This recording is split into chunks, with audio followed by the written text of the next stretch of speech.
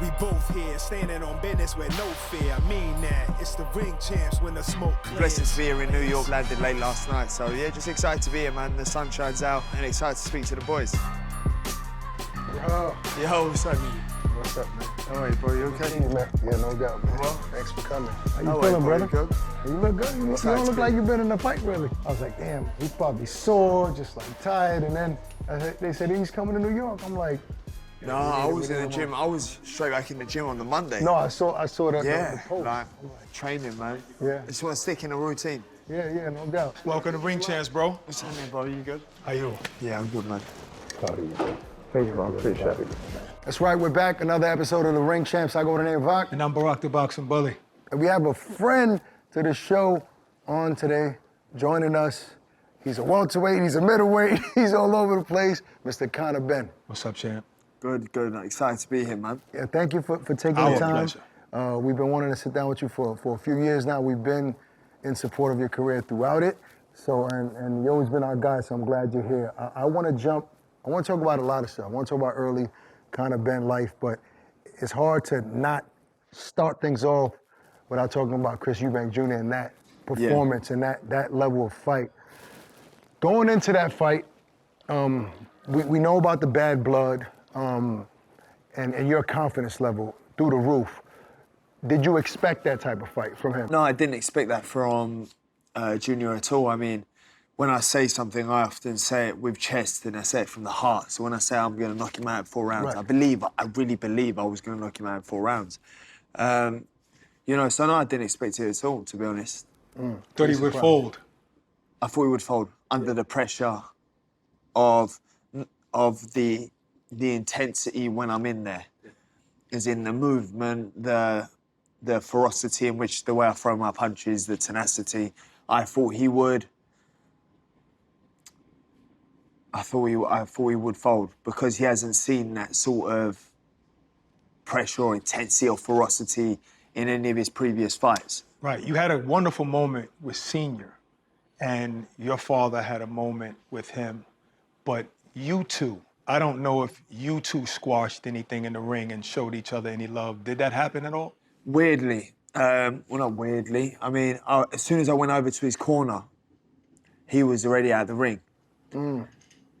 So you was willing to make that gesture? You was gonna make that move? I was willing to make the move. Wow. Because usually I feel like the victor should be the first one to go over and say something, because you just won. You should have humility if you won. But I thought I had won. I felt like I had won. Right. So I went over to, went to go over to him. I was shouting, Chris, but he was getting out of the ring because we needed to go to the hospital. Right. But It seemed like he was avoiding you, though. Like, when I'm looking from the outside, the first thing I was looking for, that war and that battle, these dudes have to shake hands. It has to happen. So I'm looking for you. I'm like, where's Conor? Where's Chris? Like, why aren't they interacting? And then I realized, okay, either Conor or Chris, they're avoiding each other. there's definitely still tension there. Okay. For sure.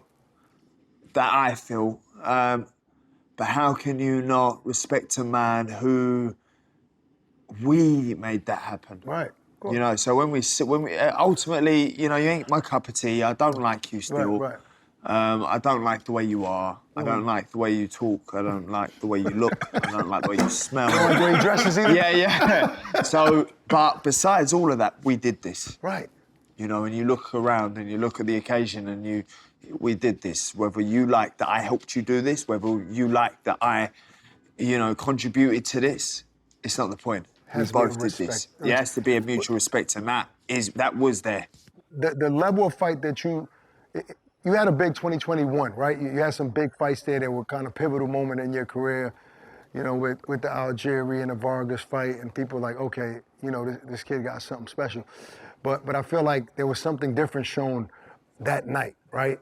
On what you have inside you, which leads me to want to talk about a young Conor Benn, because the narrative is that you grew up a privileged life, right? Very. In Spain. Very, Mallorca, is that the town that you grew up? Mallorca. And Speak some Spanish. Sería un accent as well. En Mallorca. So tú hablas español? Claro, que voy a hablar español, sí. Wow. So I just found Better out than today him. that you Better speak Spanish. than him. Probably because, you know, the Spaniards speak Es proper como, Spanish. es como mi primer lengua. Wow. Really? Sí, sí. So, Wow. give me your age. How many years did you spend in So there? I was 10, in 12? 12 years in Mallorca, and then, which was, I didn't learn Spanish from home because my parents still don't speak Spanish. Right, They never right. learned it. Right. They didn't have to. They were retired, so Right.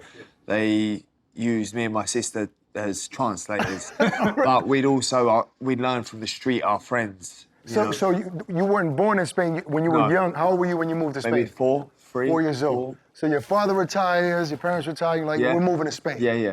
What was it about London, or I don't know what part of the UK? I think my dad wanted to raise me away from the whole Nigel Benn, Dark Destroyer, okay. the whole life. And I'm glad he did, because I wouldn't be the person I am now. Why do you say that? Because maybe I feel like I would have. I mean, I'm talking hypothetically here. Yeah, of course. I feel like I would have been, thought I was. Braggadocious and like, yeah, let's arrogant. You know who my pops is, brother? yeah, all of that. I think I would have been like that. So you're saying you didn't really know? No, I didn't know. Until when? Oh, late, like 16. Really? Who told you? A friend? No, I watched my dad's fights on YouTube, but Doesn't tell the story I of don't know. who he is. So Nigel never sat you No, down no, like, yo, no, you no. know who I was? No, son? nothing. He sold his belts for charity, was Really? heavily involved in the church. His past, it wasn't just boxing, it was his whole lifestyle and things that he was running away from. Yes. That he didn't want to bring back up. But it comes side by side with boxing. I weren't raised around it. To my understanding, even though you guys were good financially, Yeah. you still worked. He tried to teach you like hard lessons about the My dad value gave of a me dollar. nothing. My dad gave me nothing. Nothing? Nothing. He was so tight. He still is tight. Really? So is that why you're so flashy now? Because I'm gonna buy all the he's things I didn't get when I was a kid. He's so tight. But he got it right. He got it right because he'd make me work. So obviously you start with chores as kids. Right. And then I do like painting from like 7 a.m. to 5 p.m. Like painting homes? Painting, yeah. Wow. And I do that for 20 euros a day. Wow. 20 euros a day. Like 20, like, How yeah. old were you at the time? I was 13. Wow. At that young age. 13, yeah. But you had a nice home and a great family. You never missed any meals. No. But he just wanted you to work for money. He didn't want to give you anything. No, he'd never give me money. But he would make it very clear to me that the life I'm living is because of him. Okay, Like, so he this did ain't brag yours. a little bit. Yeah, but this ain't yours. Like we tell our kids. Yeah, this ain't yours. You're broke. Yeah, I have money. This ain't yours. Right. It's a product of living with me. But you got to go get it yourself. Yes. And that was sort of his. He balanced it really well. Like, because I find it hard to not give my son everything. Of course. I want him to have the best of everything. Absolutely. And my daughter's. I want her to have the best of everything. Right. But that can be a bad backfire. thing. It can backfire. Of course it can. Right. It fit entitled. How did you your know? mom, was she in support of teaching you those my, hard lessons? My mum's even more that way. So, they were both aligned in that. And I'm so happy with the way they raised me, because financially now I wouldn't have made the decisions I made if they hadn't been stringent and careful with their money. So I think my mum she's like. So she would advise against buying that chain right there. You got. Well, so I never buy jewelry. I never buy jewelry, as in chains. Anything that loses money, I never buy. Okay. And I said to Victoria, my missus, I said, like, it's a lot of money. Right. You know what I mean? What's a lot of money for that chain? It's enough. I don't want to say, but it's enough. And But that's a statement piece, though. no, It's but it different, means right? a lot. It's a beautiful chain. It means piece. a lot. It says not guilty. Yes. Right. And then on the back it has a scripture from the Bible. What scripture is that? I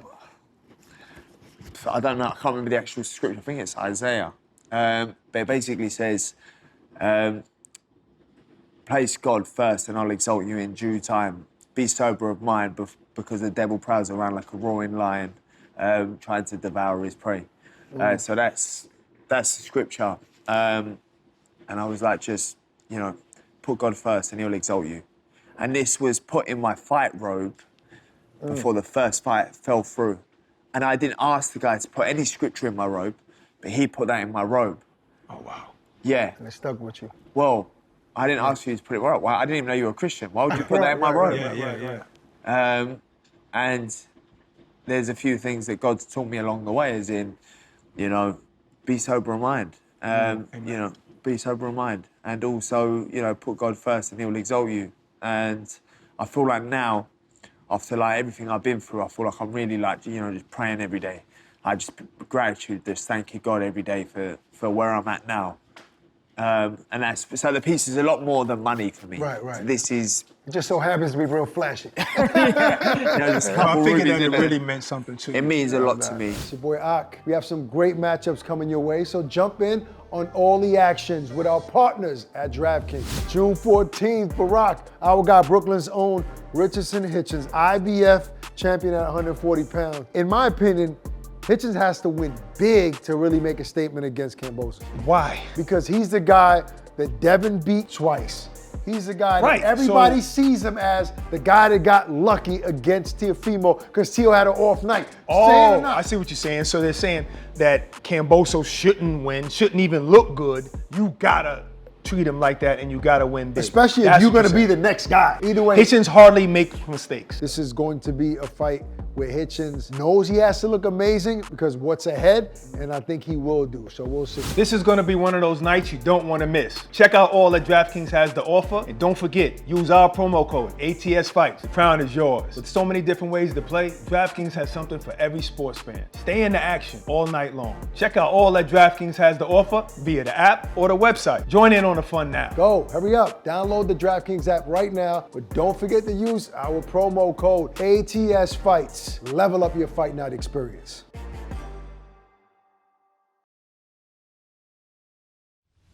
All the Smoke Fight is headed to the Hall of Fame. That's right, this year's International Boxing Hall of Fame induction weekend in boxing's hometown, Canastota, New York. It takes place from Thursday, June 5th through Sunday, June 8th, ending with an annual ceremony immortalizing boxing's all-time greats. The International Boxing Hall of Fame are hosting fan events and experiences all weekend long. On Friday night, June 6th, Salida Promotion will present a terrific fight card in association with All the Smoke Fight, live on the Zone from the Turning Stone Resort Casino in Ramona, New York.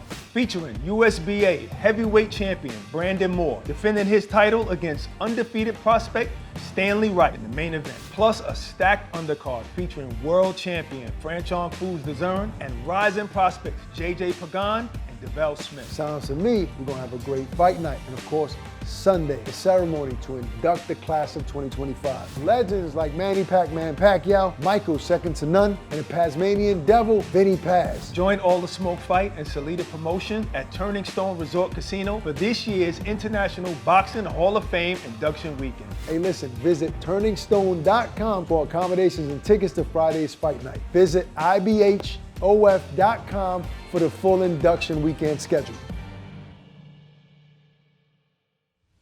Your father accomplished so much. Do you think right now, even though he was champion and you haven't touched the strap yet, that you've made more money than him? What sort of question is that, man? No, I mean, it's a real question though. Like, What sort of question? Yeah, I've made more money, definitely. And how does he feel I mean, about definitely, that? 'Cause not definitely. Y'all seem like y'all still competitive. And Yeah, everything, because I heard him talking the other day, yeah. right? So how does he feel about that? Well, that I've made more money? Yeah. If there's anyone on this planet that wants me to do better than him, yeah, that's so true because It's him. a father to his son. But I want to just go back to why he decided to come back. We'll come back Leave to that. Spain. Okay, Yeah. Why he decided to come back. Sorry, say that again? When you spend your childhood in Spain, why come back to the Well, UK? I moved to Australia. Oh, right, Australia I moved first. to Sydney for 4 years You by yourself? with my family, my whole family. Okay. And then I went, do you know what? I'm going to give boxing a go. Just for giving it a go. But you knew your dad was a boxer. Barak actually Oh said yeah, around sorry, 16. forgive me. Yeah. So during that period, from the transition from Mallorca to Sydney, Right. I went to one of my dad's Q&A shows. Okay. Yeah. Okay. Changed everything. That's what it was. What was it about that moment? Open It your was eyes. like, wow, I want that. The love people showed Yeah, him. it was like, wow. I was like, you're my dad. Like, it's just weird because like you get on my nerves all the time. Like, and then you got these people showing you mad love. Right. For me, it was like, he's my dad. Right, right. Did he become cool instantly right then? Yeah, he still got my nerves. And then it helped me process things. Like my dad's like, he's a national hero. I didn't know my dad like that. So did you have that conversation with him then and there? Well, when I went to Australia, I remember actually that was why I wanted to try boxing, because I wanted that. What did he feel about it? Cool. Oh, so he wasn't against it. No, I wasn't against it. Like I was going to do it anyway. And then here we are. I mean, Yeah, because most fathers, well, not most, but a lot of fighters, they always say, I don't want my kid to be hurt. I don't want him to go through what I've been through, but he was supportive. Boxing has given me more than it's taken away, you know, because it's given me direction, it's given me focus, it's given me strength, it's given me resilience, it's given me discipline, it's given me core values. I know who I am as a man. You know how scary it's been going into fights or dealing with the pressure and having to cope, and as well as handle life. Right. Because you still have life as well that just gets in. People struggle with life on its own. Yes. But in the boxing ring, you can deal with it. Right. If you can conquer that, you can overcome whatever it is that the fear that's presented to you yourself. You can do that. Right. And I feel like when you do things like that, or when I do things like that, it goes. I think to myself, Con, like you got some mad strength. Like you're strong in character. Yeah, you're strong as a person. You prove a lot to yourself. Yeah. You know what I noticed with like being a father with my kids? Kids will look at you a certain way and they get to see all your faults. Yeah. So they see all the things that in their mind is wrong that you're doing. Yeah. But then when they grow up, they see, oh, so this is what you got to go through as an adult? Yeah. And this is the decisions you made as a dad? Now, I'm sure you growing up in your household, maybe it was tough. Maybe you looked at your father a certain way, but then when you found out he had to deal with fame and all of this, maybe I was a little too hard on him. Is that what happened, you think? So with my dad, and it upsets me a little bit because I had left by the time I had realised. Oh. Yeah, I had You didn't left. get to appreciate Not it like, the right way. not like a good... Okay. No, I'd left. I was in England by the time I could realise that I understand, Dad. Now, are you trying to make up for that now? So you were like a little angry with him? Of course I was angry, but I didn't get it. How can you expect a 16-year-old, 15, 14-year-old kid who's lived a very sheltered life to understand the demons you're facing? Right. I couldn't understand it because I was a kid who goes to church and, you know, goes to a Christian school and, you know, so I couldn't get it. And then as I got older, I go, wow, Dad, I get it. I'm so sorry for being unforgiving. I'm so sorry for judging you when you've had demons you've had to face. Whatever it is, you know, I fully understand. Is that why you guys seems like inseparable now? At least leading up to the fight, I was happy to see. Yeah. I never had seen him with you that much. Yeah, I mean, I definitely miss him. Like I struggle with my dad coming and going. Right. Although he can be a pain in the ass, although he can be a lot of, he's a big personality. I miss him, man. Because I look at him and I'm just like, I actually look at him and I know it's like a mad way to think. I actually don't know how I would deal knowing one day he's not going to be in the same world I'm in. Wow. Spend the time now. Yeah, like it's really, So, and I feel like I'm missing out on a lot because when he goes and then he comes back, but every time he comes back, he's getting older and older and I'm seeing it. So he'll go to Australia for a few months and then he'll come back and he's just got that little bit older where he's doing like old man things. Right. Do you know what I mean? Yeah, he does. More annoying or? More annoying and old man things. Like, for example, he's the last one out the house. All the time, every day. I'm like, Dad, we were waiting for you, mate. And he's there like, you know, getting all this stuff together. I saw an old video the other day of a press conference and Senior was there and you were there and Senior was trying to tell you, I'm concerned about the man, Conor, you know, and you was telling him, stay out of my business, don't talk personal. And he said, no, but you need your protector and your protector is your father. So I guess at one time it appeared that your father wasn't there, but Senior was there for Junior. And now all of a sudden it changed to where you guys are together and you were wishing the same you for him. You gotta take that with a pinch of salt because maybe that's what he had to say. Forget mine and my dad. It wasn't nothing to that. What he said there was nothing to do with me and my dad. It was everything to do with him and his relationship with his son. He was and projecting what he wanted. Yeah, and how he wanted his son to feel like, I'm here for you. And my dad's cool. He's talking for him to hear. Yeah, my dad's raised me. If my dad can't let me go at the age of 18, 19, to live in the world, then you failed as a parent. If you haven't raised them, your son to go out and conquer the world young, well, like, the world's a horrible place. I fully understand that. The world's a dangerous place. Failed as a parent is very harsh. I don't say failed as a parent, but you want to raise your kid to be a strong man who can deal with whatever's presented to him, strong in his identity, strong in who he is, strong in his character, and what he set out to achieve. My dad did that.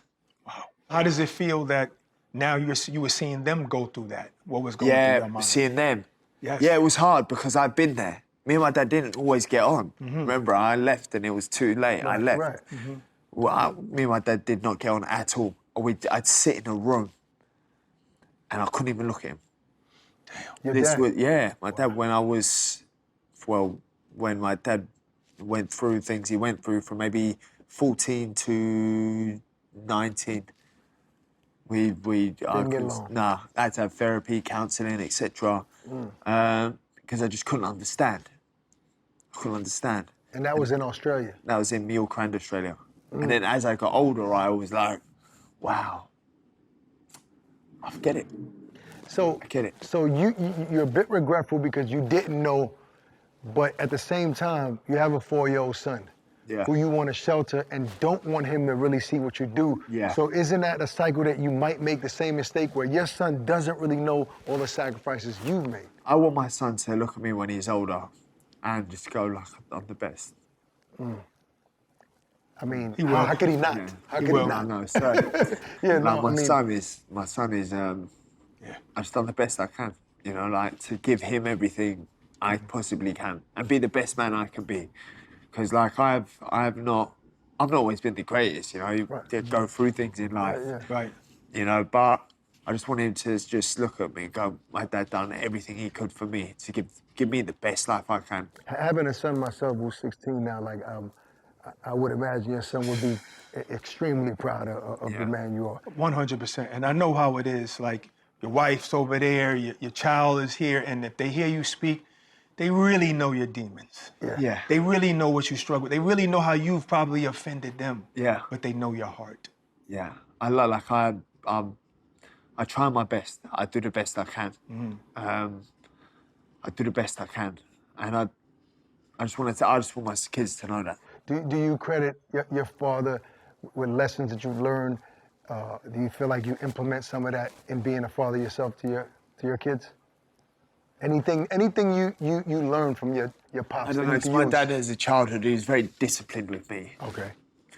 Which obviously paid off. Right. You know what I mean? Because I wouldn't be like my other siblings are soft. Yeah. Which is beautiful if you're soft, but they're not like this. Do you know what I mean? And I am. How do you make sure they're not too soft? No, they're soft. That's a tough balance. No, they're soft. Right. But it's beautiful to see. It's not up to you. They're soft, but I think it does come down to parenting.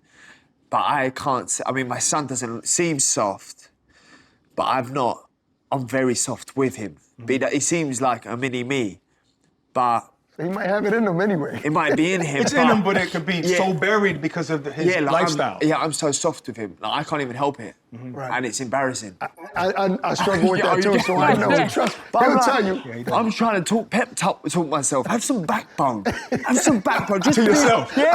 Just discipline him. Every time I had that conversation in the mirror, that's so funny, man. Yeah, does your father help you? Like, hey, Ben, Conor, you're being too soft. No, he doesn't say nothing. No? He doesn't say nothing because he's soft now in his old age. Oh, so he's soft with his grandkids, soft. Ridiculously. But he's soft with my younger siblings. Oh, so, okay. but I'm trying so hard to be fun with my son, but I just can't do it, man. Because I'm like, I fully get it. Like, I look at him and he does these things that are very cheeky or a little bit naughty, but I'm like, I know that was me. And he's not intentionally doing it. Like, he's not trying to be that kid. Right. But he's just that kid. You still got to nip it in the bud. I Because know. so many times I used to have to punish my kids, but didn't Yeah. want to, and I'd be picking them up from school, and they say, "Oh, well, they did this," and I'm like, "I had a wonderful weekend plan, but I got to teach them. I got to teach them. You can't have this now. I had to teach them." No. Okay, so. Yeah, nah. It's like, it's tough. Everything we do is cute. And I even when imagine they with do your bad daughter, things. you're gonna be even worse. It's game over. It's game over, huh? No, but I like to think I'm firm. Like if I do say something, there's very few things. The things that would probably bother me would be, like, say anything spiteful or angry. Say if he's spiteful or angry or mean. He ain't mean though. He's like, if he does anything spiteful or angry, that's the only thing I don't like, and I'll raise my voice at. Okay. Because I don't feel like that's the way you conduct yourself as you're older. Yes. Do you know what I mean? It's the spiteful stuff. But when he comes down to doing stuff that's cheeky or naughty, or like he don't listen, I try hard because I know that was me. Yeah. But my wife and him argue. So she's not as soft as you. No, she's hard as hell. I'm like, just chill out. Like, just chill. Like, Well, it's you fine. need that balance. No, I know. She's the hard one. Okay. He'll go, I'm hungry. And I'll go, she'll be like, no, you're not having a biscuit. Right. You're having, it's like your third biscuit today, not having a biscuit. I'm like, baby, what's a biscuit? I happen to have a biscuit here. Just give him a biscuit. She's the one that's gonna make him tough, not you. Yeah, no, definitely. I'm so soft with him. But I look at him and I'm in awe of him. Like, I'm like in... It hurts my heart how much I love him. Yeah, and my unconditional daughter. love, it can't be explained, yeah. Beautiful. He's changed me a lot as a man. Like, I used to fight for different reasons. Right. Wow.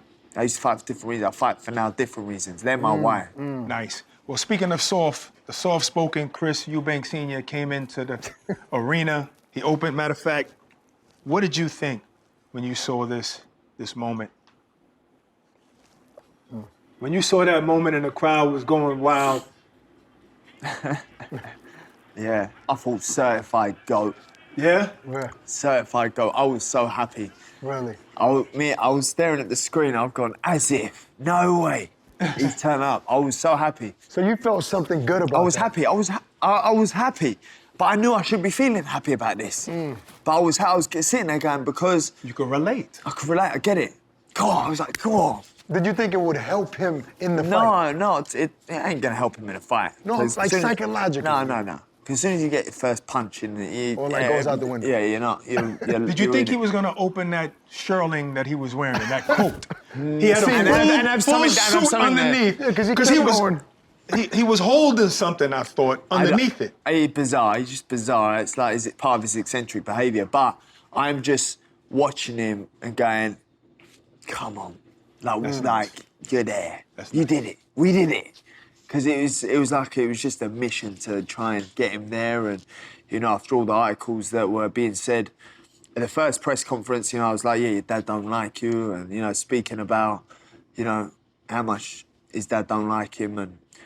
And then as things started unfolding, where Senior started coming out saying, yeah, you're a disgrace, I thought, yeah. It's never gonna happen. But then the last press conference, I didn't even want to Mention talk on it. it. You didn't want to mention it? You felt like it's going too it's far too far now. now. I don't want to talk on it. People ask me in interviews. Before it was mind games, Yeah, but then it's like, no. people are going, then what do you think about you? I said, like, I really don't want to You talk left about it it. alone. Like, it ain't my place to talk now. Like, this has gone too far now, where it's like, it's not about that. My opinion on why Cena showed up, I talked to Barak about this, I don't know if this is the truth, but during your press conference, I noticed a moment where you were going at it, but then when he started saying, my brother and my Said, "What is father hurt?" not feeling, that's real pain. I kind of felt you fall back like, all right, let me chill because You heard what he was speaking about. he was speaking from at least it seemed like he was speaking from a place of pain. It seemed. Right. It's not something I would bring up in a press conference. Right. To use as a war. But do of you words.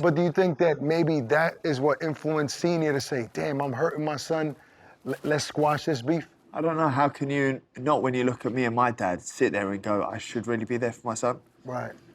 Automatically, you should Automatically. just leave it. Yeah. Like, I can't imagine my son not feeling like he can come cry on my shoulder. Yeah. I can't imagine my son going into war without me. I can't imagine my son walking my shoes without asking for my help. I can't imagine... Yeah, no, insane. like that's what parenthood is. That's what being a father is. That's what being a soulmate to my kid is. You know, I am your everything. I am anything you want to know. Anything you need help with, I'm here. Whose idea was it to wear the same colors that It your fathers did? It wasn't, not from my end. No? No. So you didn't even think that your father wore the same colors when he fought Chris Sr.? No. And he did the same? Yeah, well, his one looked intentional, but mine definitely not. Wow. No, I know. Are you glad it played out like that? Of course I am. Of course I am. Amazing. So this chain that you wear, not guilty, right? You wear it and you wear it proud, and that's a statement that you're making. But is that pain that you went through completely gone 100%? It's shaped and molded me. The pain's shaped me and molded me definitely differently now. I'm not who I was, and sometimes I miss who I was. What do you mean by that? I miss feeling young, like as in mentally young. I miss... Maybe a little naive, are you trying to say? Because I'm not understanding. It's hard to explain, but I was living life, riding a wave. With no stress? No stress, whereas now I realise how quick life can turn. So I'm always thinking about how quick life can turn to make sure that I've got all my ducks in a row, to make sure that I'm not in the same position or nothing can happen that will ever get me back in the position I was. You know, so for me, it's like, I need to remember, I look after my whole family. I've got family that I provide for.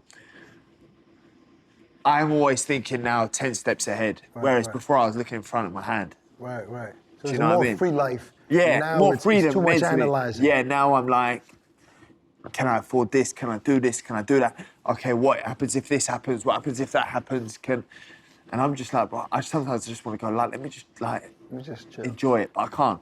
Because when you've got kids, you have a responsibility to make sure that they are okay. How about the reaction from the British fans, right? Like, I don't know how much you care about what people think, right? But you can't ignore the outside noise. Do you feel like there's some, you're reconciling with the fight fans in you can you can ignore the noise. Right. I guess you got to be good at doing that. It's hard. No, it's your heart just hardens. Right. Okay. You hear it, but it has no effect. Do you know what I mean? It's like... Were you surprised about anything positive that, that you saw? Of course, the outcome of the fight. Right, like the people, the fans, for the sure, experience for being back in the UK. You got to remember, I hadn't fought back home for 3 years. 3 years. Right. 3 years. My fight was in Orlando in front of maybe 500 people. Then Vegas in front of, I don't know, 100 people. and then I'm headlining Tottenham Stadium. 3 years out from being here. Insane. 67,000. So I sit there and I go, wow, we did this. And I'm thankful to... Social media really is the minority. Right. Like, I promise you. Like, it's the minority. Like, you have to have haters. Yeah. You know, you're a nobody till you have haters. You know, you got haters when you know you're doing something right. You know? How'd you feel about the press made a lot of... They just talked a lot about Junior being sucked down to 160, but meanwhile, his last 4 fights were at 160. The media doing what the media do. You know, and even the rehydration clause. You got to remember, the first fight was 157. Yes. And then rehydration up to 158, 168. I'm glad that fight didn't happen because... That's an excuse. It's an excuse. It's a weight that he hadn't made before, whereas 160 is his weight. Yes. Right. The 10-pound rehydration clause is normal. You say it's normal is because it's not to restrict him. It's just about my health and safety. What about me? What about me? You know, I've just jumped up to a middleweight. Yep. I'm walking around now at 163. So what about me? Why is people not talking about my health and safety? The media run with a narrative that whatever narrative they want to push, they're going to run it. Yeah. You know, people are saying, oh, he was, deplete and, weight drained, and they know how to play. He's playing the game because you have people fighting for southern area levels doing the same weight cut. Yeah, and everybody that's an IBF champion has to deal with that same time. But you're talking to people making 10 grand doing the same weight cut. Yeah, even less. Now, even less. I always like to ask people that have gone through some hardship in this sport, right? Is there anybody that you really respected in this business? it'd be a fighter, trainer, pundit, analyst that said some harsh things about you and you were disappointed, like, damn, I really like that dude. I respected him, now I can't F with him. Could you think of one person? Call one person.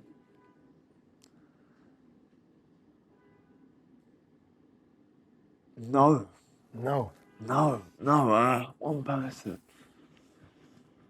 No, not really. You're not really. That's a blessing. I just had to look at my wife just to Right. confirm. No, She gonna give you that so- look. So in You other words, remember? whoever That was talking smack, you didn't I'm really more- mess with him anyway. I mean, there was a radio talk show that I used to go on all the Okay. time. I was maybe a little bit surprised by them as a whole, as a company. Right. But not hurt, like. No, I mean, who was I hurt by? No, I wasn't hurt by. I was surprised at the backing of the people that have backed me throughout it, you know, and who have really helped me through it. So you're surprised about the I'm surprised about the Support, people the support. who really rode the wave with me every day. Just like, Nice. Con, it's gonna be all right. So you know we what? did. Huh? We did. No, you guys did. Yeah. But like, I mean, you guys are my people Right, anyway. yeah. Do you know what I mean? Like, you know, I know you guys are with me. Just keep your head up, praying for Right, me. yeah. You know, but more shocked at the people, certain people that were with me Got you. that I So didn't expect. You know what it feels like to be at 160 now, but Yeah. you're still determined to go back down to 147 and do what you said you was going to do. So I I'm a had all champion. I wanted to make sure I could get down to 147 first because I've not made 147 now for 3 years. I can safely say under medical advice I can make 147. Which was important because there's one thing going, I can make 147. Me saying it and then actually being able it. to do it. Yep. I can make 147 comfortably. So your promoter obviously speaks highly of another welterweight by the name of Jerome Boots Ennis. Yeah. And I know how highly he thinks of you. Obviously, we can't ignore that potential fight. Yeah. Right. Is that one of the guys on your radar, like first, like soon? Barrios will probably be my go-to for the WBC. Right. For me, I've got that belt up in my gym, and my dad wrote on the belt. He had it all framed for me, and he said, "Son, you know, I've got mine. Happy birthday! But now it's time to go and get yours." Nice. Yeah, so I've got that up in my gym at home. Okay. The WBC belt's for me it's a belt I want to win, man. For me, it would just be a dream to win that belt. Why not 54? Why people are saying he has to go all the way back down to 147? Why are they ignoring 154? Because my best knockouts have come at 147. There you go. Okay. My career best performances has come 147. You know, you got the Roscoe, which I thought, looking back, was a great performance. Then you got Dobson, which wasn't so great. But Roscoe and Eubank, great performances. But I want them in 8-ounce gloves. Sharper, You want that in faster. it. Yeah. Did Chris hurt you at all in that fight? He hit me maybe I think it was around 9 or 10. Hit me with a shot. They called it a good shot. Right. But it was one shot. Headshot or body Headshot. shot? Headshot. One headshot. And I felt like you hurt him several times throughout that fight. 3-4 times I could see where he then just stumbled in and done what he had to do. Yep. You know, he used Yep. his weight wisely. I made mistakes in there with letting him push me back to the ropes, which I shouldn't have done. But weren't you tired? When I tired? Weren't you Yeah. tired? Yeah. You look No. tired at times. Like, Yeah. No, It no, looked- I I wasn't. thought you were tired. I thought you were spent, and that's why. No, I wasn't tired. I should have never let him push me back. It was a lot of leaning and a lot of smothering, and you know, I should have used my boxing brain more instead of letting me get dragged into what he was doing. Is a rematch important to you? If you had the option, Barrios Championship rematch to get your lick back with Chris, what do you think? What do you think? Boy, it's a hard one, that is. The problem is once I've gone down, that the Eubank ship has sailed. Sale. Okay, so it would have to happen right away. It would have to happen right away, or it's sailed. But I'm happy to do either. Pick one. To avenge my loss. Or fight Barrios for that. That would be. What would you lot do? I get my lick back. Yeah. It's not the smartest. No, it no, might not be the no, smartest get for my my leg career. back. Get my leg It's not, back. it's not the smartest for my career, but that's just No, because you got to look here. Barrios, does that sell out stadium? Yeah, no. Would that make you the money you were making, Chris? No. No, but it does give you some kind of legacy. No, yeah. I know it's not about the So money. Miguel Cotto said, well, it is about it. It's all about the money. Yeah. Miguel Cotto come to me. Didn't come to me. So we met and we spoke. Yeah. And I said to him, "Oh, what do you think of the money, the belts?" Well, he's gone. I said the legacy. He's gone. Have you spoken to him before? Yes. That's when he talks to you like he has this way of. He has like this. He has a aura when he talks to you, and he's gone. The legacy, the belts, nothing. The legacy is your kids. The legacy is your kids. Everything you do, you make sure it was for them. That's when it became about the money. That's when it became about money. There you have it. Well said. He wants his leg back. Then Burritos. Conor Benn. Great chat. No, bro. my pleasure. That was dope. I don't know, you ever wear oversized like I boxing do, fit? I do. Yeah. This is our shit. Oh, wicked. Yeah, cool. Like, it's some fire shit. Cool, you know cool. what I'm saying? Thank you, 'Cause bro. you got style. I said, Yeah. Couldn't give it to everybody. Yeah, I appreciate that. I'll sign this one here.